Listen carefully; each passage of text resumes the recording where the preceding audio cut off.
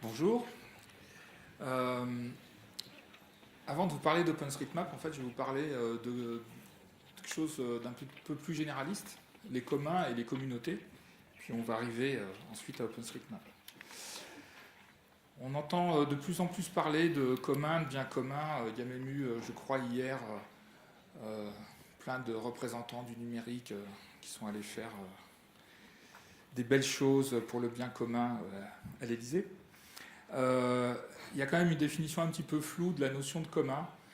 Ce sont des ressources communes, ce sont des ressources partagées, ça peut être quelque chose d'appropriable ou pas. Par exemple, l'air, c'est quelque chose qui n'est pas appropriable, mais qu'on partage tous. Enfin, ça serait difficile de s'approprier l'air, massivement. Les ressources matérielles, elles peuvent être matérielles, immatérielles, elles peuvent être rivales ou non rivales. On va voir un peu plus ce que ça veut dire. Et puis, il y a des ressources qui ont besoin d'être protégées. Et il y a des choses, quand on picore dans toutes ces options, dans toutes ces définitions, on va voir qu'il y a des choses qui reviennent assez souvent dans la notion de commun. Alors j'ai mis quelques photos, ça va nous changer des slides. Une forêt, c'est un commun, ça se gère, ça se partage. Il y a des gens qui l'entretiennent, il y a des gens qui l'exploitent, il y a un chemin, il y a des règles à respecter. Donc vous voyez, on a un cadre, c'est pas l'anarchie. N'importe qui ne peut pas venir se servir en bois, par exemple. On ne va pas laisser des détritus. Donc vous voyez, c'est une forme de commun. Un autre commun très classique, les ressources de pêche, les ressources halieutiques, ou voire même le gibier pour la chasse. Il y a souvent une gestion commune qui est faite pour éviter que la ressource s'épuise. Donc là aussi, on est vraiment dans le cadre de ce qu'on peut appeler, de ce qu'on peut nommer un commun. Ça, c'est un commun un peu plus particulier, une plage. Il y a des règles qu'on respecte, qui peuvent être un petit peu écrites, dures, ou bien des règles simplement de savoir-vivre ensemble sur une plage. On va pas prendre une place folle, etc. Et puis pareil, l'histoire des déchets et tout. Et puis dernière, la route, c'est aussi un commun qu'on partage. Il y a des règles. Bon, bah là, c'est un peu le bazar. Hein. Les moutons connaissent pas bien les règles du commun. Du coup, voilà, ça donne un peu n'importe quoi. Donc, historiquement, il y a tout ça, c'est vraiment la base de ce qu'on appelle les communs. Des ressources naturelles, des ressources de pêche, l'eau, l'air, la forêt, les pâtures. En fait, les premiers communs qui ont vraiment été décrits, c'est la notion de pâturage communautaire, où on pouvait venir faire pâturer son bétail, mais on ne peut pas épuiser la ressource en herbe, et donc il y a forcément des règles qui ont dû se créer, qui ont dû être décidées. Donc quelque chose qui est à partager, de l'espace public, des plages, des routes, voilà. Donc il y a besoin de règles pour le commun, pour ne pas l'épuiser. Parce que là, on est dans des communs qui en fait sont pour la plupart épuisables. Et puis on a les communs numériques. Donc là, on est quand même dans quelque chose d'assez proche, mais de nature assez différente. C'est une ressource qui est immatérielle, c'est une ressource qui très souvent est non rivale. Des données ou du code, c'est pas parce que j'utilise des données que quelqu'un d'autre ne peut pas les utiliser. C'est pas parce que j'utilise du code que quelqu'un d'autre ne peut pas l'utiliser. Donc on peut vraiment le multiplier à l'infini, alors que je ne peux pas multiplier ma forêt ou mes pâtures à l'infini.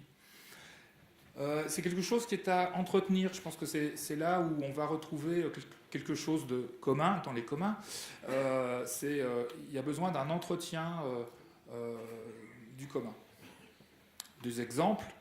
OpenStreetMap, c'est un peu pour ça que je suis venu vous en parler. Mais vous avez aussi Wikipédia, Wikidata, les logiciels libres, les logiciels open source. C'est aussi des communs, immatériels, non rivaux, à entretenir. Hein. Le code et les données, ça a besoin d'être entretenu.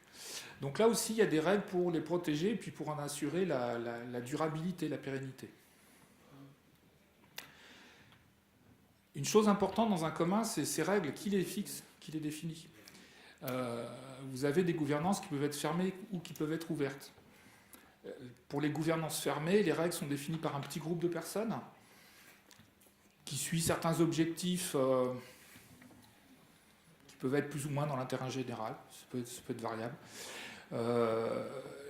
Les réglementations sur l'espace public, ce n'est pas les usagers qui les définissent, c'est la loi, c'est des représentants à plusieurs niveaux des usagers, c'est souvent des technocrates quand même. Les ressources naturelles, c'est pareil, il y a des règles, c'est pas le pêcheur ou le chasseur, il peut y avoir un échange, mais c'est quand même pas eux qui définissent ces règles-là en général. Les logiciels open source, pour moi c'est la grosse différence avec les logiciels libres, c'est que la gouvernance souvent est fermée, bien que le code soit ouvert, la gouvernance du projet et qu'est-ce qu'on met, comment on fait évoluer le code, c'est quelque chose qui est en général fermé. L'open data, pareil, je différencie moi l'open data de ce que j'appelle les données libres. OpenStreetMap, pour moi, ce n'est pas de l'open data. Ce sont des données libres, mais parce qu'on a une gouvernance qui est ouverte, là où de l'open data, c'est-à-dire des données publiques qui ont été produites et on décide de les mettre à disposition, on n'a pas vraiment d'action en tant qu'utilisateur pour pouvoir, par exemple, contribuer à améliorer ces données. En général, les canaux de retour n'existent pas. Enfin, ils ne sont pas là, j'en connais très très peu, quoi. Par opposition, donc, vous avez toute la gouvernance qui est ouverte, où les règles sont définies par une communauté, un mix en fonction des sujets entre les utilisateurs et les contributeurs au commun.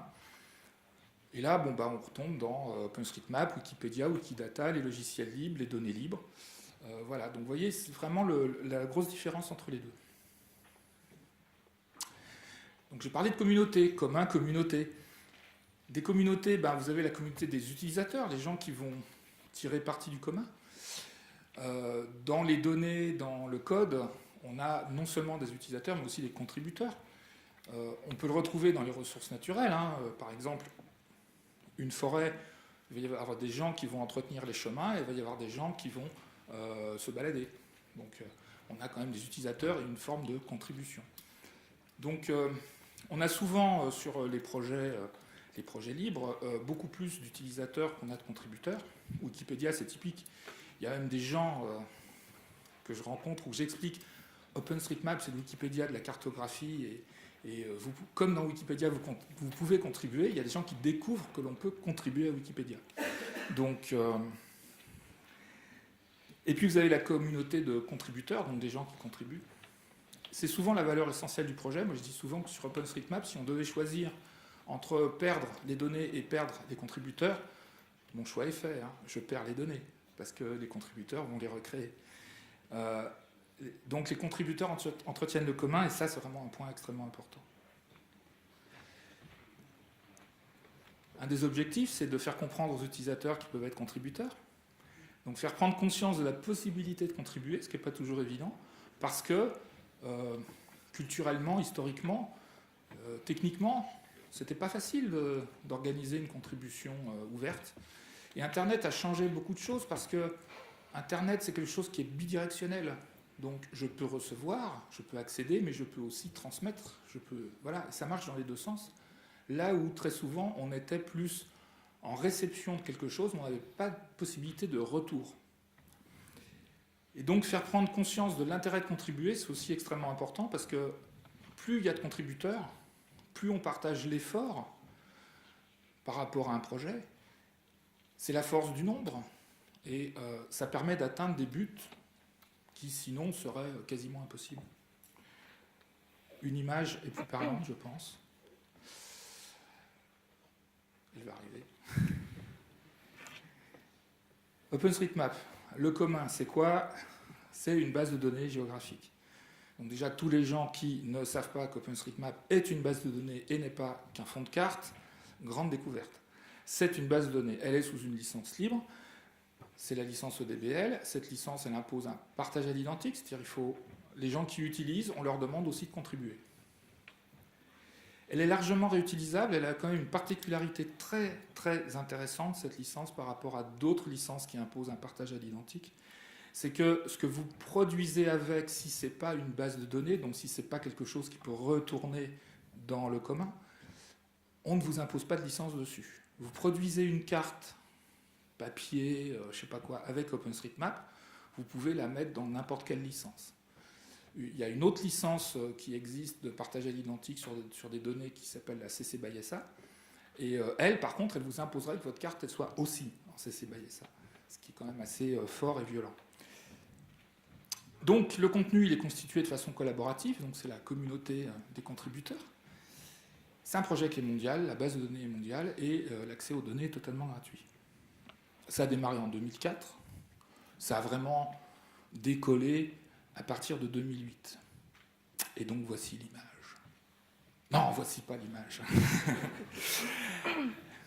Ah, le suspense est total. Donc quelques chiffres sur le contenu. Bah, la base aujourd'hui, on vient de passer le cap des 16 milliards d'objets il y a une semaine à peu près. 5 milliards, excusez-moi. 5 milliards. 5 milliards d'objets. Il faut voir la dynamique aussi. Là, c'est un instantané, mais il y a des contributions qui sont vraiment à flux permanent. Et voilà l'image. Je pense qu'elle est assez révélatrice. À gauche, vous avez le quartier ici, tel qu'il était en 2007 dans OpenStreetMap, c'est-à-dire il y a quoi, une dizaine d'années. Et voilà ce qu'on voit aujourd'hui. En fait, il y a beaucoup plus de données. Là, on ne voit que la partie visible des données. Voilà l'état aujourd'hui de la même zone dans OpenStreetMap. Donc on voit quand même le formidable travail. Évidemment, quand on a démarré le projet, moi j'ai commencé à contribuer en 2009. Il y avait un peu plus de choses, mais bon, il y avait pas mal de vide sur la carte, on pouvait renseigner beaucoup de trucs. Et puis il y a un côté projet utopique, quoi. Et puis finalement, ça marche. On le voit. Et c'est grâce à ces gens-là. Ça, c'est le 0,001% de la communauté OpenStreetMap qui contribue. C'est une photo qui a été prise il y a 2 ans en Belgique pendant notre State of the Map. C'est une conférence qui a lieu au niveau international tous les ans. Donc voilà, donc ça c'est vraiment les contributeurs les plus actifs dans la communauté, qui viennent du monde entier d'ailleurs. Donc la communauté, c'est quoi ? On a franchi, là, il y a quelques semaines, il y a un petit peu plus de temps quand même, le million de contributeurs. Je ne parle pas de nombre de comptes qui ont été ouverts sur OpenStreetMap, parce qu'il y a plein de gens qui s'ouvrent un compte et qui ne contribuent jamais. Je parle vraiment de gens qui ont contribué, qui ont au moins rajouté une information dans la base de données. On a un rythme... alors évidemment, le projet, vu qu'il a plus d'une dizaine d'années, sur le long terme, on a 1 million de contributeurs. On a à peu près 45 000 personnes qui sont actives tous les mois. Et en France, l'activité, c'est entre 200 et 250 contributeurs différents tous les jours. Donc c'est vraiment un rythme permanent. Les gens contribuent essentiellement à titre individuel, mais on a aussi des entreprises qui contribuent, on a aussi des collectivités, vous allez voir un exemple après, des services publics, ça s'ouvre. Et on a une règle qui est assez courante dans tous ces projets, là, c'est la règle des 90-9-1, c'est-à-dire vous avez 90% des gens qui font même pas 1% de la contribution, et puis vous avez 1% des gens qui font 90% des contributions. Donc vous avez vraiment un noyau dur de contributeurs qui est extrêmement actif, et puis il y a une zone grise au milieu, là c'est 9%. Mais c'est l'activité classique sur Internet, hein. Il y a beaucoup de gens qui lisent, qui consultent, qui interviennent assez peu, et puis vous avez une part beaucoup moins importante de personnes qui s'expriment. Donc ça rejoint à peu près des chiffres assez classiques qui ont été mesurés par des études sociologiques. La gouvernance du projet, c'est un point très important. Derrière le projet OpenStreetMap, c'est une fondation de droit anglais qui est à but non lucratif. Alors il n'y a pas la notion d'association en Angleterre, mais ça correspond en gros à l'équivalent d'une association loi de 1901 chez nous. Le slogan de la fondation, c'est on soutient le projet, mais on ne le contrôle pas. C'est la communauté qui s'autogère. Et la fondation n'est pas là pour dire il faut faire ceci, il faut faire cela. elle est là pour maintenir les conditions pour que le projet fonctionne. C'est-à-dire faire fonctionner des serveurs, gérer tous les aspects juridiques vis-à-vis de l'extérieur quand il y en a, et ce genre de choses. En termes de budget, c'est un budget ridiculement faible qui permet au projet de fonctionner. Pourquoi ? Parce que tout le monde est bénévole. Au niveau de la fondation, je crois qu'il y a un mi-temps maintenant, et c'est assez récent, ça date d'il y a à peu près un an. Mais sinon, vraiment, tout est bénévole. Donc vous voyez, un budget de l'ordre de 200 000 euros, c'est quelques centaines de milliers d'euros, c'est pas grand-chose. J'ai mis par comparaison le budget de Wikimedia, donc Wikipédia, hein, en 2016, c'était quand même 81 millions de dollars. On n'est pas tout à fait dans les mêmes ordres de grandeur. Et je pense que, bon, on n'a pas à rougir de ce qu'on arrive à faire avec si peu. Il y a un choix qui est assez clair. La Fondation ne fournit pas de services, ou alors les services qu'elle fournit, c'est à destination essentiellement des contributeurs. Donc, on a besoin de fonds de cartes, on a besoin de calculs d'itinéraires, de géocodeurs, etc., etc. Les données sont disponibles. Il y a plein de logiciels, il y a plein de codes ouverts ou pas d'ailleurs, qui sont disponibles. Déployez vos propres instances, vos propres solutions. Ne soyez pas des consommateurs de services faits par la Fondation. Ils ne sont pas du tout là pour ça. J'arrive à la fin. J'ai voulu faire court pour laisser de la place aux questions. Donc ma petite conclusion, c'est un commun a besoin de règles pour durer et pour se protéger. Il faut le protéger parce que c'est une ressource rare, il faut l'inscrire dans la durée. Donc le code pour les logiciels, c'est pareil, hein, du code qui est abandonné, on en a vu sur certains projets qui étaient quand même très très utilisés. Suite au rachat par exemple d'entreprises, même si elles étaient dans une logique d'open source, quand Oracle a racheté Sun, dans la corbeille de la mariée, il y avait MySQL, il y avait OpenOffice, et ces deux projets qui ont un peu été abandonnés par Oracle. Et il y a eu un fork. Le fork dans le libre, moi je considère que c'est une forme d'échec. Le projet n'a pas pu continuer naturellement et on est obligé de le redémarrer un peu autrement avec une autre gouvernance. En général, c'est des histoires de gouvernance qui font qu'on a des forks à succès. Donc OpenOffice est devenu LibreOffice. Vous voyez, je parlais d'open source, d'open data.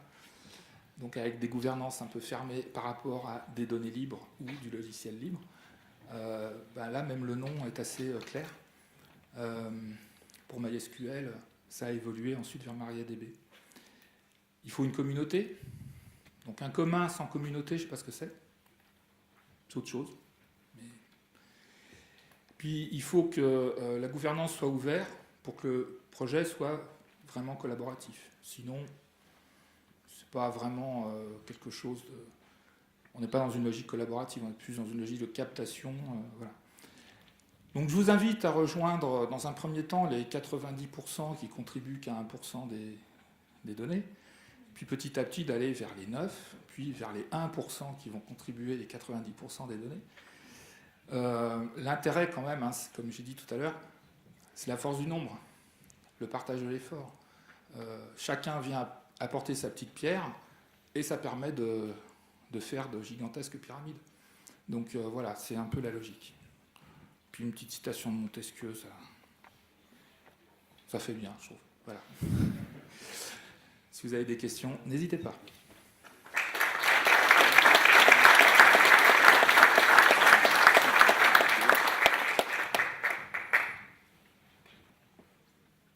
Mais pour que ça marche, cette base de données, il y a des serveurs, il y a une infrastructure qui est quand même très conséquente aujourd'hui, enfin, Non. qui est quand même relativement conséquente. Non, elle est pas à l'échelle planétaire. Non, elle n'est pas très conséquente. Ils sont financés comment, comment leur pérennité est assurée Le cœur du projet, c'est la base de données.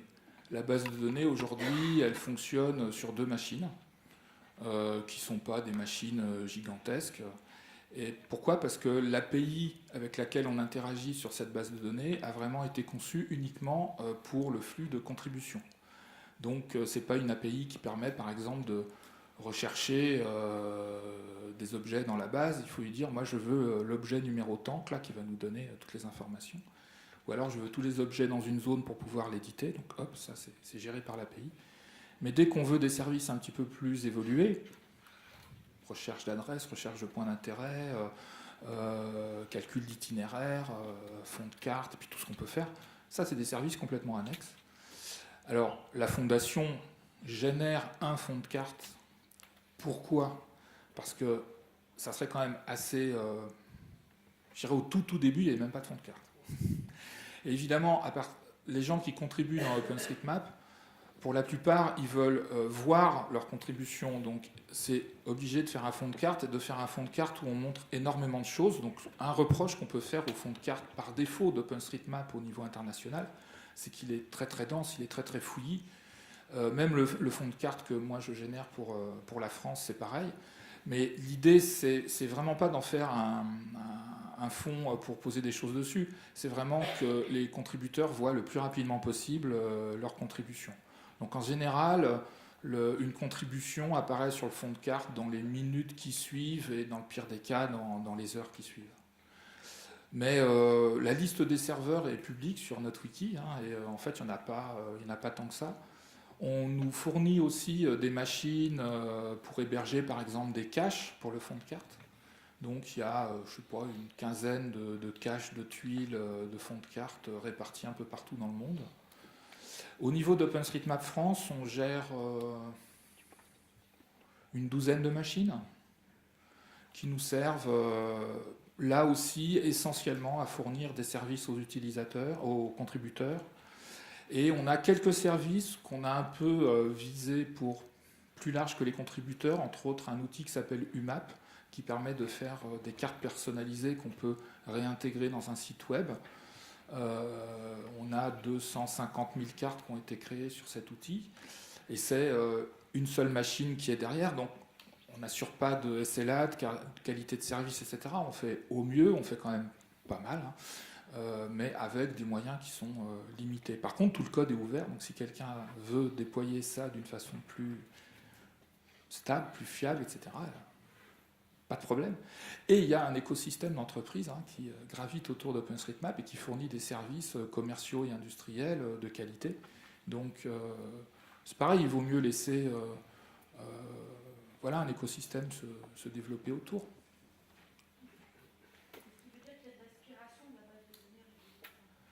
Alors, oui, tout à fait.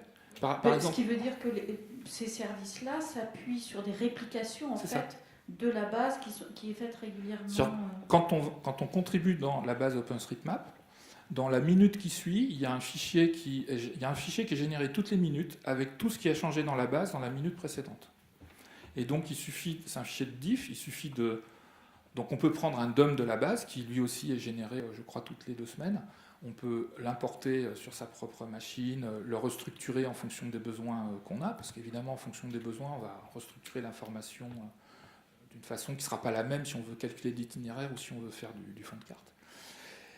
Et donc, ce fichier de diff qui est généré toutes les minutes, mais aussi, il en existe tous les heures ou tous les jours, comme ça on n'est pas obligé de se taper tous les fichiers toutes les minutes, ça permet de maintenir une réplique de la base avec juste un délai de quelques minutes, quoi.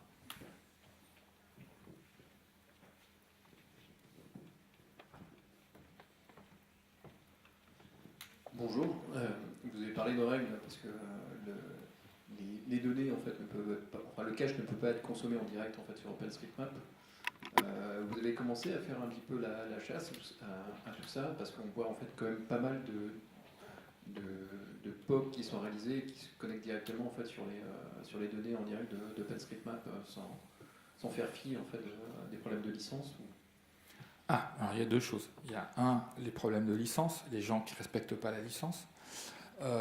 Donc la licence qui impose, de citer la source et 2, de partager à l'identique les bases de données enrichies. Et puis il y a la licence sur les fonds de cartes qu'on produit, où là ce qu'on demande c'est essentiellement l'attribution. au niveau du fond de carte. Et effectivement, quand il n'y a pas le copyright OpenStreetMap dans le coin de la carte, bon, bah, ça nous énerve un petit peu, quoi. Voilà. Donc, on le rappelle, gentiment, parfois moins gentiment, mais c'est la moindre des choses. On utilise ces cartes, ces fonds de cartes, ces données. On est bien content qu'elles soient là, mais bon, il faut aussi un peu respecter tout le travail des contributeurs qui a été fait. En fait, c'est un retour normal et naturel pour les contributeurs. Ils ne demandent pas beaucoup plus, hein. Ils demandent juste qu'on reconnaisse ce boulot de contribution. Alors, il y a un autre abus qui est possible, effectivement, c'est l'abus de nos services. Voilà. Donc, je dirais, bon, si on abuse vraiment et que ça nous pose des problèmes, on est obligé de mettre des contre-mesures parce que sinon le service s'écroule pour tout le monde et c'est pas possible. Sinon, on est quand même relativement coulant. Hein. Voilà, on est quand même relativement coulant. Et oui, de temps en temps, on est obligé de mettre des limiteurs, de bloquer certaines IP, voilà, quand les gens respectent, dépassent des usages, quoi. Mais c'est malheureux.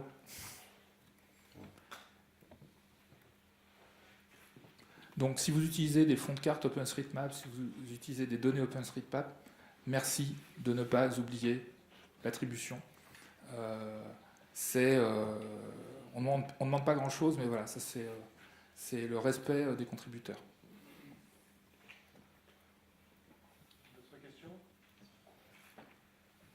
N'hésitez pas. Hein.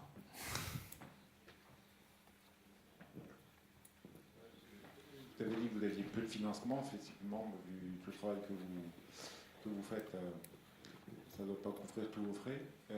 Mais d'où viennent ces financements? Ce sont des donations. Est-ce que vous avez des aides publiques? Non.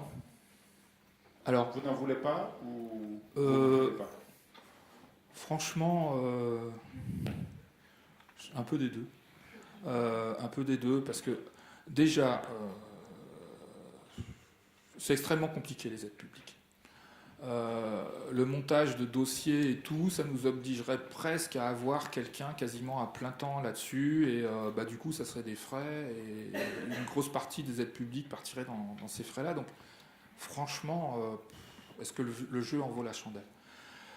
On a un fonctionnement frugal, on fait ça pas mal à l'économie, pas mal à la bidouille, pas mal à la récup de machines. Et puis oui, on a des aides, on a des gens qui nous aident. Donc on a notre conférence annuelle, qu'elle soit internationale ou qu'elle soit locale, nationale. Il y a des sponsors à la conférence. Et ces sponsors, le montant du total du sponsoring en général n'est pas complètement utilisé pour l'organisation de la conférence. Et donc ça nous permet d'avoir un fonctionnement pour le reste de l'année. De temps en temps, on fait des appels aux dons. C'est essentiellement les appels aux dons qu'on a fait jusqu'à maintenant, ça a été pour renouveler du matériel. Donc c'était très lié à on a besoin de remplacer tel serveur, il nous faut tel type de machine, elle coûte tant, vous pouvez donner à tel endroit. La dernière fois qu'OpenStreetMap France a fait un appel aux dons comme ça, on avait mis, je ne sais plus, on s'était mis un objectif de quoi, de 3 000 € ou un truc comme ça.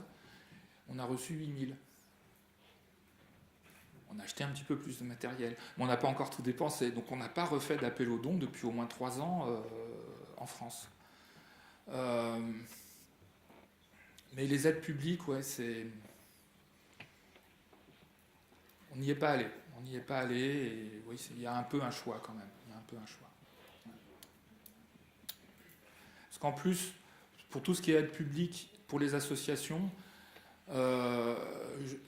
je trouve qu'il y a eu une dérive qui s'est passée où les associations sont de plus en plus devenues rentrées dans une logique de prestataire, alors que franchement, la prestation, pour moi, c'est du domaine commercial et c'est pas une entreprise d'assurer des choses qui sortent du cadre du bénévolat. Et quand une entreprise commence à rentrer dans j'ai besoin de salariés pour assurer ceci ou cela. Pour moi, quand une association, oui, j'ai fait le lapsus, quand une association rentre dans cette logique-là, je trouve qu'elle a une logique de plus en plus d'entreprise et que ça ne va pas, quoi. Donc c'est pas trop notre rôle. Voilà. Merci. Ok, parfait. Merci beaucoup et un grand merci à la communauté.